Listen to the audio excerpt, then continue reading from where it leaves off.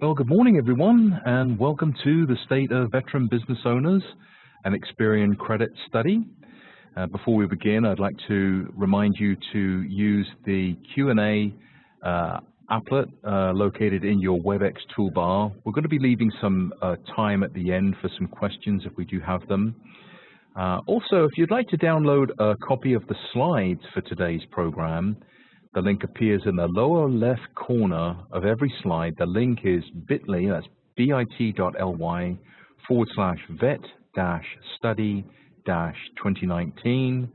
We're going to include the details for all of that and a link to the recording and a follow-up email as well. During today's webinar, we're going to be discussing key findings in research Experian conducted on veteran business owners. And our speaker today is Andrew Moore of Experian Commercial Data Sciences. Andrew is an analytical consultant with the Commercial Data Science team here at Experian. He provides strategic analytical support across all business verticals. In his role, Andrew supports custom engagements for commercial acquisition models and credit risk mitigation, commercial underwriting, and commercial marketing. Andrew provides key support for all initiatives and opportunities surrounding the Small Business Financial Exchange Data Consortium and provides internal research and analytics support for BIS. Prior to joining Experian, Andrew worked as a senior consultant for Equifax for 6 years, supporting clients in the telecom, utility, and pay TV verticals. He has extensive experience in the automotive credit reseller markets as well as the consumer payment industry. And he has an MBA from Louisiana Tech University. And without further ado, I'd like to turn things over to Andrew Moore for today's program. Andrew, take it away. Thank you, Gary. Thank you all for joining today. We're excited to be presenting this. This has been a very in-depth study. And let me start off by saying I think this is a feel-good story. And by that I mean it's interesting when you start evaluating subgroups of consumers and their access to credit. You know, we've done these before, and you might have joined us on a previous analysis when we looked at women in business, and you start evaluating ability or inability or access or non-access to the credit markets. And so you start finding areas of consumers or business owners that might be underserved. And I'm happy to say in terms of this analysis, that's not the case. So again, it's a very positive story and one that shows that there is a lot of support for veteran business owners and making sure that we're driving success for veterans as it relates to credit, access to credit, so on and so forth. So in the summary findings, veterans are low-risk job creators. One of the interesting aspects is it appears they take the discipline and skills learned during their time in service, and they apply that to creating very successful businesses that drive significant economic impact. And so that's what we want to look at today. Veterans have a material impact on both the local, state, and national government. And so I'm going to provide you some statistics in a little bit to substantiate that and quantify just how big veterans' expanse or network is. They operate credit successful businesses. And by that I mean we're not just going to look at access to monetary credit. When I say credit, I'm talking about, to the next point, a large network of business relationships. So it's interesting to see the differences between veteran business owners and non-veteran business owners and the type of credit that they access, the frequency of the credit that they go after. They're very dynamic in their pursuit of credit, and that pursuit of credit appears to help create very successful, very large, very dynamic businesses. And so one of the takeaways that we thought was pertinent and would be specific to those of you on the phone, suppliers of credit should continue to promote and bolster veteran business owners as a means of putting money to work in low-risk, economically impactful businesses. I think that's a key takeaway, and I think that, you know, we're doing, like I said, doing a very good job of empowering business owners, and that's what we're going to explore today.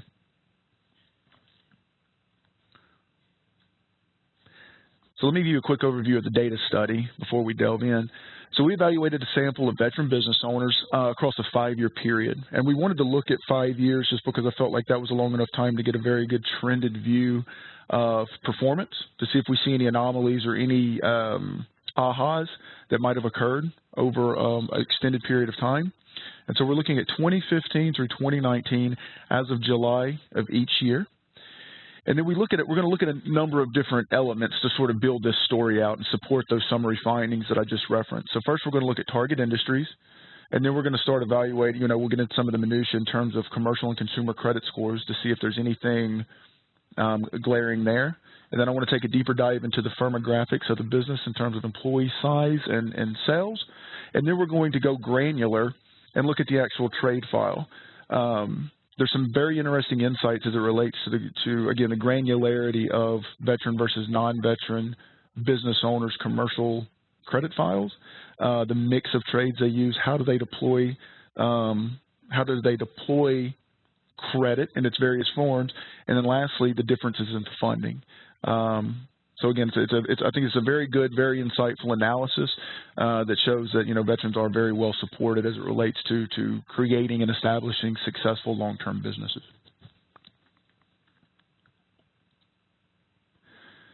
One of the things that we wanted to do at the onset of this, as we do with any other study, is we go look and see what other additional information is out there anytime we evaluate or analyze a subgroup from a credit perspective. And so I thought these were some very good supporting numbers. And again, these numbers will make sense as we walk through. I think what we see from a credit standpoint and a credit perspective substantiates what is shown here and vice versa. And so these are some numbers provided by the Small Business Association, and it's cited down at the bottom. But to put it in context or to quantify veteran business owners, if you just start at the top, north of 5 million employees, over $1 trillion in annual revenues with $195 billion in annual payroll. So I'm going to speak a lot about economic impact as I did earlier, but even going from local, state, and the national footprint or national economic impact, veteran business owners make up a huge swath of businesses. I mean, it's a material group of business owners that have a material impact. There's a big trickle-down effect. There's a big network of entanglement or engagements surrounding veteran business owners. A couple of the other points that I see are interesting, and this supports the fact that, or it points to the fact that, veterans, they take their learning and training in the armed services and apply that to business, and that that transition from military to civilian life. And I found these interesting. 85% founded their self-employed business, 74% founded their business with employees. So again, this entrepreneurial aspect. So again, you're coming out of military services, you're transitioning into civilian life. How do we support that transition? How do we help empower our veterans in that transition? There's a very big opportunity. If you're looking at this from an entrepreneurial standpoint and making sure that veterans understand how to pursue business, how to access capital, how to be successful, the education, the logistics of creating a business, I think those numbers support that. And then lastly, top states for veteran-owned businesses, California, Texas, Florida, New York, and Pennsylvania. Again, so I think those numbers were very good at quantifying the expanse, if you will, of veteran business owners.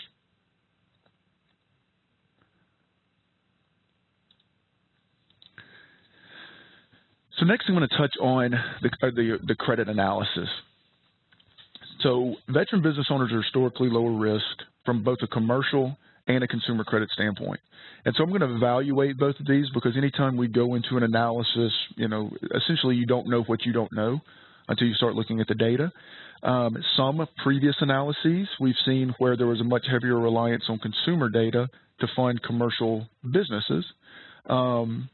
And so we want to take a look and say, what's going on from both a commercial and a consumer credit standpoint. But I can say veterans are historically lower risk in both of those aspects. And again, I'm going to keep alluding to this, but it's those traits learned in military service. Those seem to transfer into commercial and consumer credit management or just day-to-day life. Veteran business owners access and utilize commercial credit at higher rates than non-veteran business owners. And again, I'm not just talking about, access to loans. I'm talking about just the more dynamic nature of just credit engagement. So we're going to look at business-to-business engagements. We're going to look at non-financial trades, such as utilities and telcos, and I'll expand upon that in a little bit. But they're much more dynamic in their utilization and application of commercial credit. And again, what I'm going to take from this, or what I've taken from this, is the program's focus to support veterans with that transition. They appear to be working very, very well in helping veteran business owners establish successful businesses. And I think that speaks highly because there's a lot of programs that are put in place that don't seem to achieve the end that they were set out to achieve. Here, I don't know. I feel good about that. The focused efforts are translating into real success, real growth, real economically viable business for veterans.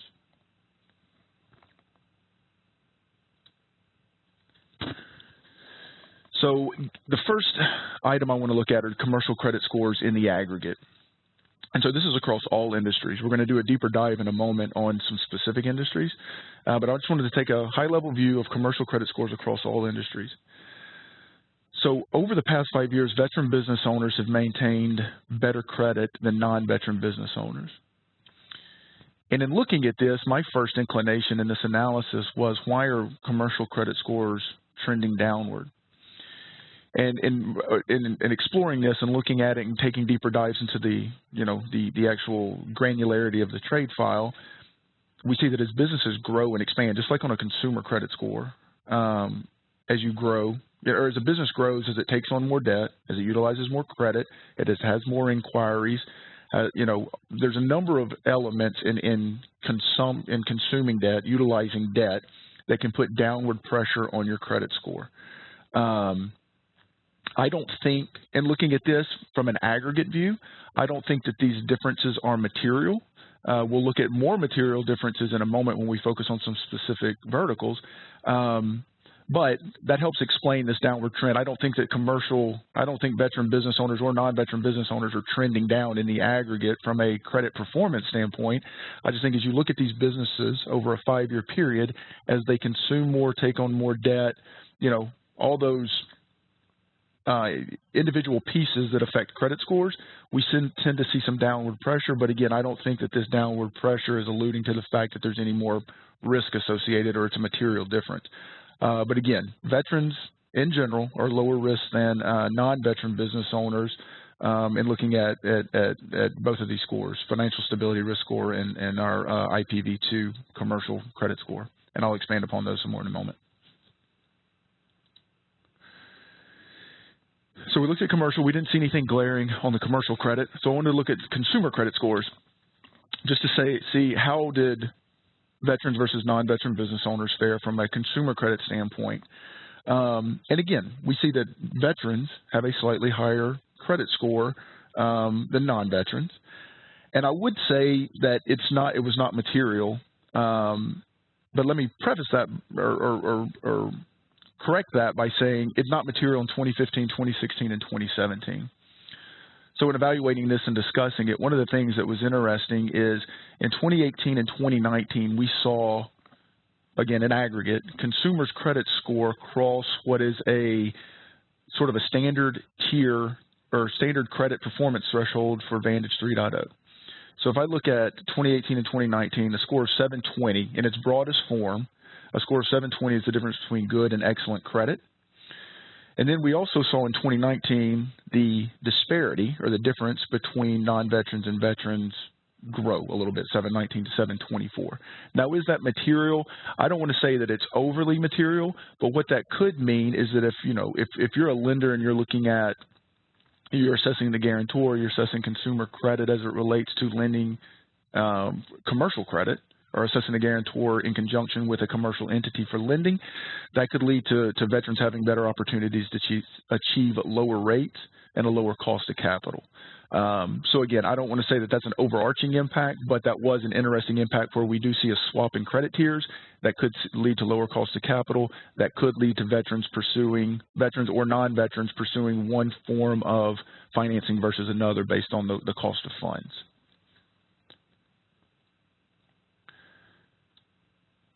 So with that, we've discussed, again, that was at the aggregate. So I just wanted to take a quick look to say, are there any glaring differences between veterans and non-veterans as it relates to credit score at the highest levels?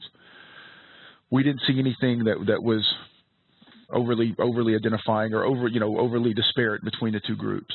So next we're going to start looking at a firmographic approach, and this will lead into firmographics, but I want to focus on some industries, and then we'll look at the specifics of some of these industries. So what are the top industries for veterans? So I thought this was an interesting insight, and it makes sense as we discuss it. So veterans tend to own and operate businesses in industries that are aligned to training and operations synonymous with military service. So if you think about it, construction, manufacturing, wholesale trade, and with that I think logistics, management, in services we're talking about, automotive repair, lawn care services. But veterans tend to focus their businesses with industries that are, again, very synonymous with military service. Some of those, non-technical traits like management, delegation, and then logistics and operations, but those are all core traits that would be instilled, core traits that would be learned in the military. And so they take those, it appears they take those learnings and they transfer those learning and skill sets learned in the military into civilian life, i.e., their businesses or their entrepreneurial pursuits. So for the next part, we're going to focus on a number of these, such as services, construction, manufacturing. And so what I wanted to do is take more of a granular view and say where these veterans are focused, do we see more of a disparity, taking again, more of a granular view, so getting out of the aggregate and looking at these industries of focus, what do we see? And so when we take an industry-specific view, we do see a material difference in veteran versus non-veteran performance, specifically as it relates to probability of business failure, so financial stability risk score, which is high risk of a business, or the probability of a business going into severe delinquency, being non-existent at a point in time, so on and so forth, and there's some others that I can elaborate on later. But if you look at it, wholesale trade, so a 53 versus a 35, that would be a material difference in probability of failure. And we're going to look on that. So again, I point that out because as we go into the granular view of the credit file, you'll start seeing why some of those elements, or why we see a variance in these scores, how those trade line elements or trade level elements could impact what we're seeing in these scores. On the other side, the IntelliScore Plus score, we don't see quite the disparity. And again, this is looking at probability of going 91 days past due over a 12-month period, so going delinquent. So this is more of a quote-unquote risk score. But point being is, in both of these scores, even going at a more, in a more granular industry view, we still see that veterans are lower risk from a pure credit score standpoint than non-veteran business owners. And then lastly, took one more view of the consumer credit score. And what's interesting here is when we get out of the aggregate and we start looking at these specific industries, we see consumer credit scores increase across the board. Here I would not say that these are materially different. And one of the interesting aspects is construction. So we see non-veterans have a higher construction credit score than veteran business owners. But again, at any of these levels across the industries, I wouldn't say it's material. So in general, we looked at a lot of scores, but in general, veteran business owners are lower risk from a pure credit score standpoint than non-veteran business owners. So now, having said that, I wanted to go look at firmographics. So we've looked at the industries. Now I want to focus specifically on how do veterans, what do the industries of focus look like? What do veteran business owners' businesses look like? And then we're going to delve into the actual credit file. So employee size. So veterans tend to own and operate larger businesses in terms of employee size. So if you look at non-veterans, 70% of non-veteran owned businesses have about 1 to 4 employees compared to 55% of veteran owned businesses. Where it really gets interesting and you start seeing that these are bigger companies is when you start looking at 5 to 9, 10 to 19, and 20 to 49 employees. Veterans tend to own and operate businesses, larger businesses in terms of employees than non-veterans. And again, if you think about it, going back to the industries we're focusing on, it could be a product of the industry types. So construction, manufacturing, distribution, these are all labor-intensive industries. So construction, if you have multiple crews. Manufacturing in and of itself is a very labor-intensive industry. Distribution, wholesale distribution, delivery drivers, warehousing, things of that nature. So they do tend to operate labor-intensive businesses. And again, those are skill sets that are inherent to military service, military operations, management, delegation, so on and so forth. But with this, I think it's important because here's where we start to see, or this is a supporting aspect of economic impact. So if you have larger businesses, I'm going to employ more people in a local economy, i.e. I'm going to have more payroll taxes. I'm going to be putting more money in terms of salaries and payroll into the community. So again, larger businesses, we start seeing this growth or this larger umbrella of economic impact supported by veteran business owners. When we look at, so I want to take another look at annual sales. So again, with veteran business owners, we see higher annual sales than non-veteran. So if you look, non-veteran business owners tend to have businesses that produce, a greater percentage of earnings less than $500,000. But we see the converse of that when we start looking at veterans, up to $1 million, then $1 million to $499,000, and then up to $10 million. And again, if you think about the industries of focus, as I mentioned a moment ago, these are all capital-intensive, high-ticket item businesses. So auto repair, manufacturing, repair services, construction. So again, capital-intensive, large-ticket sales items. And again, if you're producing higher sales, higher corporate taxes, we start again. It keeps supporting the notion that it's supporting that notion of economic impact and this increased economic impact via veteran business owners.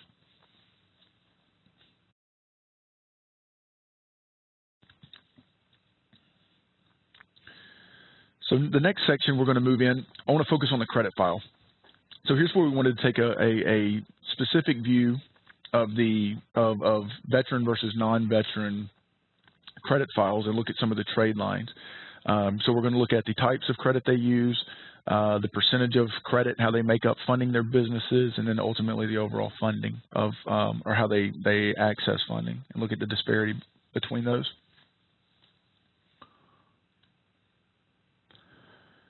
So years in file, business sustainability. So veterans tend to have better longevity than non-veteran business owners. And so I'm using the credit file, the time in the credit file to infer how long they've been in business, but I think this speaks to two different notions. Either they've been in business longer, so so a non-veteran and a veteran started accessing capital at the same time, and veterans historically have longer operating, longer sustainability with their businesses, or veterans started accessing capital earlier. Either way, I think it speaks to the concept of sustainability and how well veteran business owners run, maintain, and the longevity associated with those. But yeah, veteran business owners have about 67% longer credit history than non-veteran business owners. So again, taking this piece and then going back and thinking about what we saw in the scores in terms of some of the financial stability risk and these other factors, a longer credit file would tend to promote or drive up the scores of veteran business owners as opposed to non-veterans. But again, the takeaway, veteran business owners are very sustainable. They have good longevity. They're accessing capital or credit for their businesses for a longer period of time.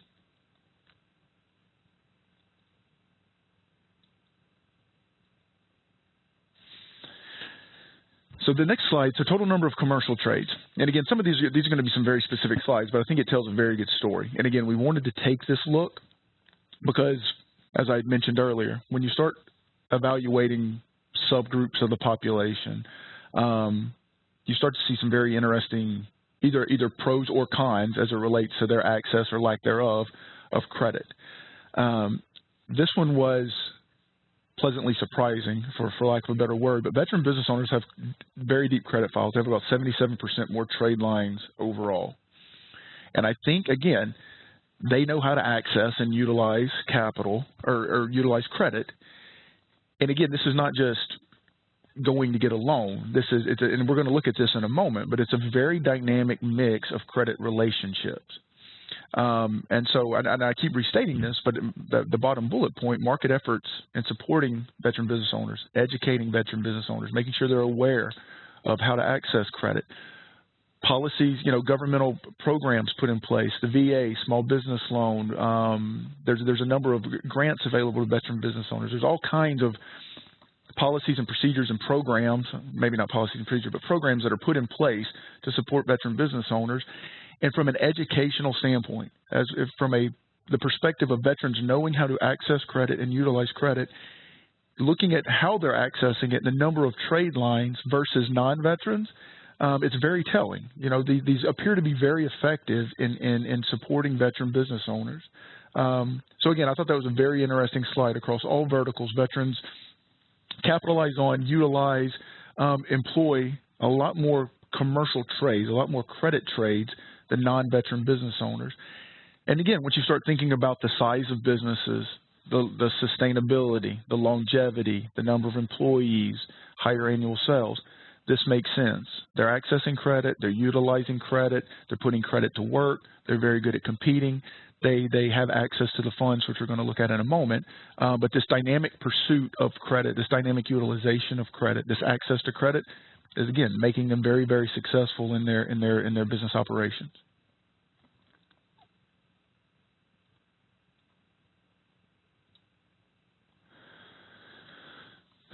I think this is a good insight just for the purposes of conversation and for those of you on the phone that are lenders. Credit activity.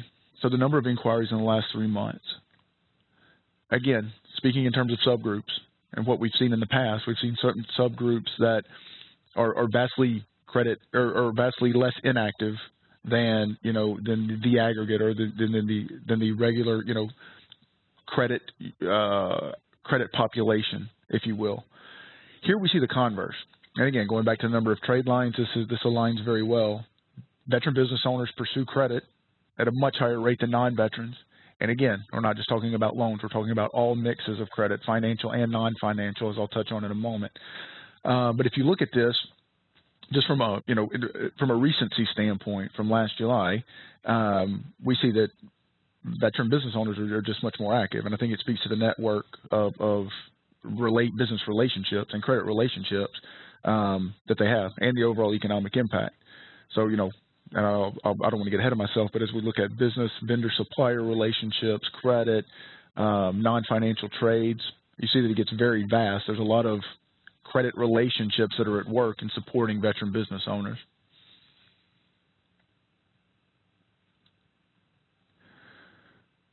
So let me focus. So this is a good slide, and I've been speaking to this, but let me spend some time discussing this particular slide. So what types of credit do veteran business owners use? So if you look to the colors, bear with me, if you look at the highest line, so if we look at non-financial trades, those are utility, telco, insurance, and business to business, substantially more. And I think that's important for a number of reasons. One, if you're talking about automotive service stations, if I have multiple locations, if I'm talking about expansion, if I'm talking about, multiple locations with utilities, if I'm talking about, multiple foremen for multiple construction crews, having cell phones or for whatever I need, distribution drivers having multiple cell phones, multiple locations utilizing insurance, as well as business to business. Business to business is the line right next to it. All those are key in terms of successful businesses or running a successful business. So not just the utility, telco, and insurance, but I think the business to business as well.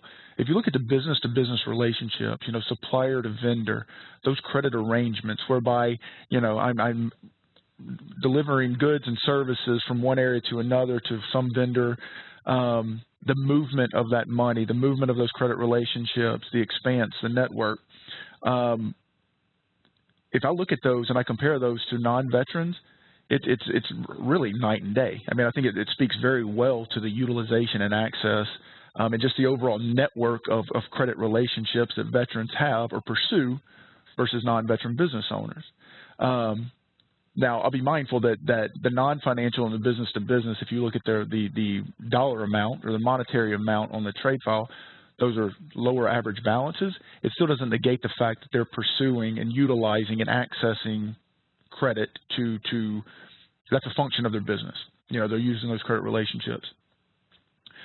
If you look to the far right, the smallest line there is installment loans. That makes up the majority of all the funding. Those would be more, you know, installment loan, revolving loan. Those are going to be more of your standard financial trades.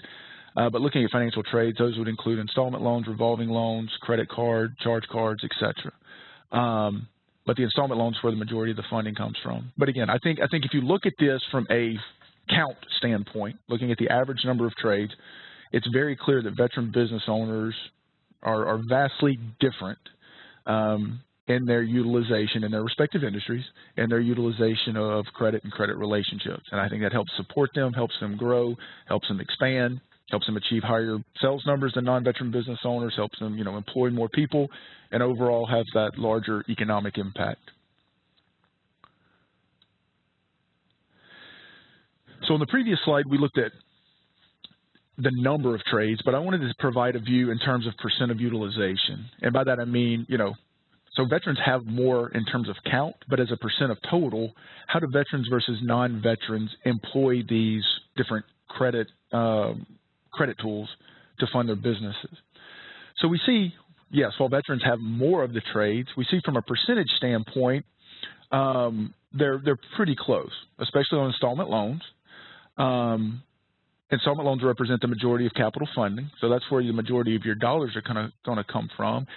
And yes, veterans have more in pretty much all of these business-to-business, non-financial, so on and so forth, but the disparity is not as drastic as what it looked like on the previous slide when we start looking at actual numbers of count. So if I'm looking at these trade types as a percent of total trades, the view gets a little closer.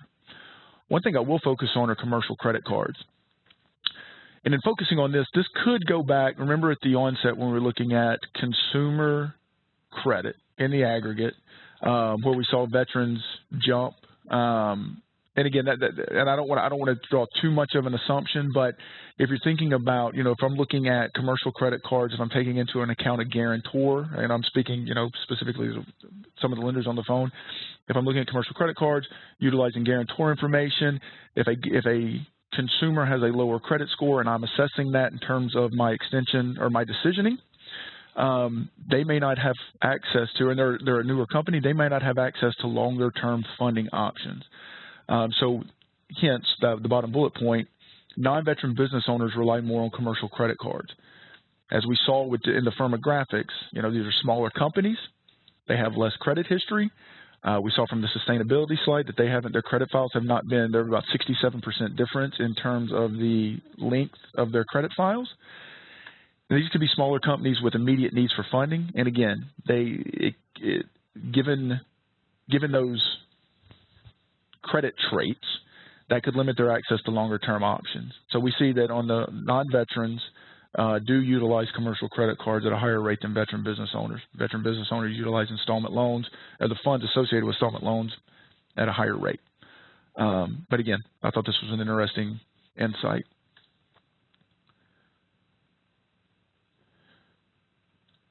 And then the last slide, I just wanted to look at a sheer funding comparison. And again, I keep hearkening back to when we look at some subgroups, we see vast disparity in a negative way as it relates to funding and commercial funding. But I think in the culmination of this, we don't see, in the culmination of this presentation, we don't see that with veterans. Again, it goes back to, I think that the policies and procedures and programs and support and, you know, everything that's provided to veterans to support that transition is realized in this slide. If you look at the average outstanding balance in the last 6 months of financial trades, veterans have about 192% on average more capital funding than non-veteran business owners. From my perspective, that's immensely significant. I mean, if you think in terms of competition, expansion, hiring employees, adding another location, you know, buying a new company, whatever you want to do from a business operations, a competitive standpoint, that differential in funding is material in competing in the open market, if you will, for lack of a better word. But we see veterans across all these industries, they have materially more funding. So again, it allows for expansion and growth. And then, and with this funding, that supports what we saw. I've got more employees. I've got a bigger business. I've got, a more stable corporation or business entity. My credit scores are better. But again, I think this was the catch-all or the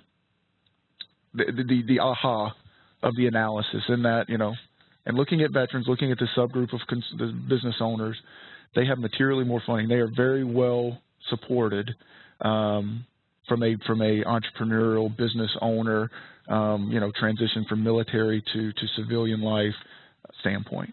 So I thought this was a very interesting insight, just in terms of pure funding. So in conclusion, I think looking at this, again, from a directional standpoint and analyzing this population, veteran business owners are an integral part of the U.S. economy. We saw from those slides, over $1 trillion in revenue, $195 billion in payroll, 5 million employees. Veteran business owners are pertinent to the U.S. economy.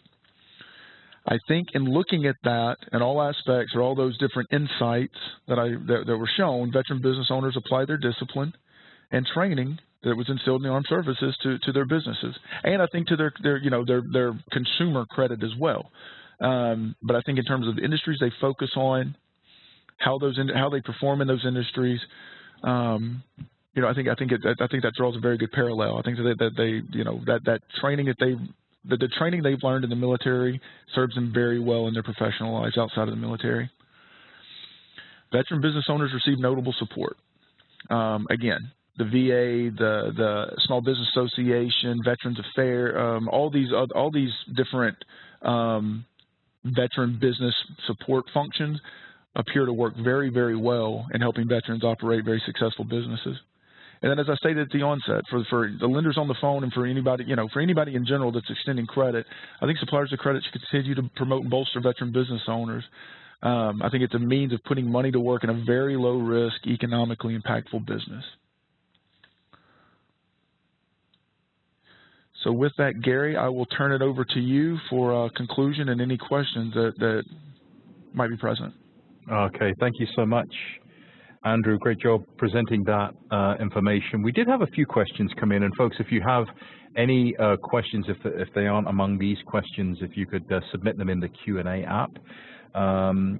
Jason asks, what's the difference between Vantage and FICO, and do you think that any difference in score would change the results of the study? No, that's a good question.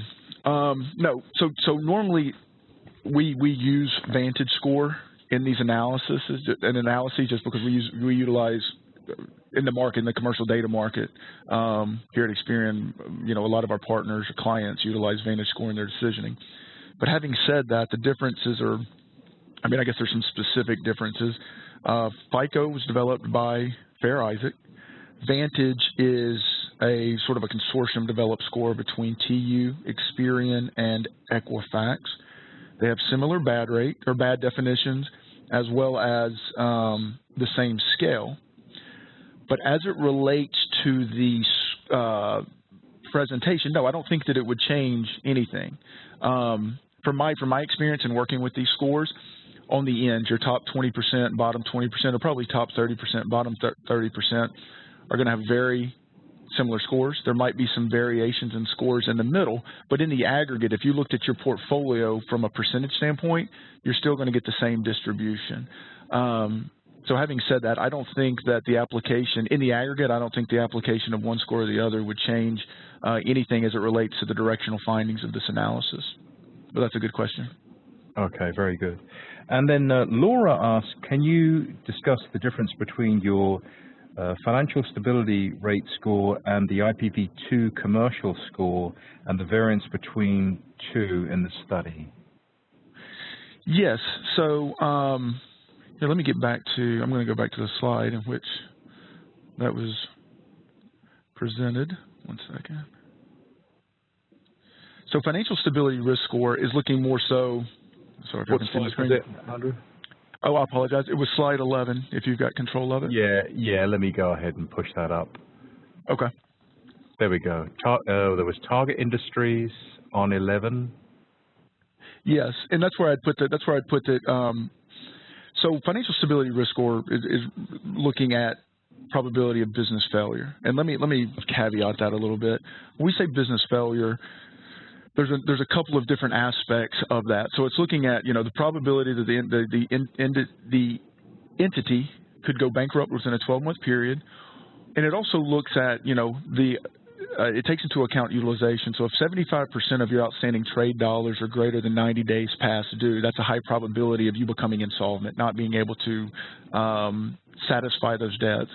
And there's some other aspects it looks at in terms of, as I mentioned in here, sustainability, your credit file, your history, the industries you're associated with. So financial stability risk is looking more at a business's ability to satisfy its debt or become insolvent, meaning, you know, essentially go out of business. IPv2, or IntelliScore plus V2, this is a commercial-only score, that's more of a traditional risk definition. So that's looking at probability of what we'll deem severe delinquency in 12 months. So probability that, you know, the entity would go 90 days past due. So that 90 days past due is typically typically aligned in more of a risk score.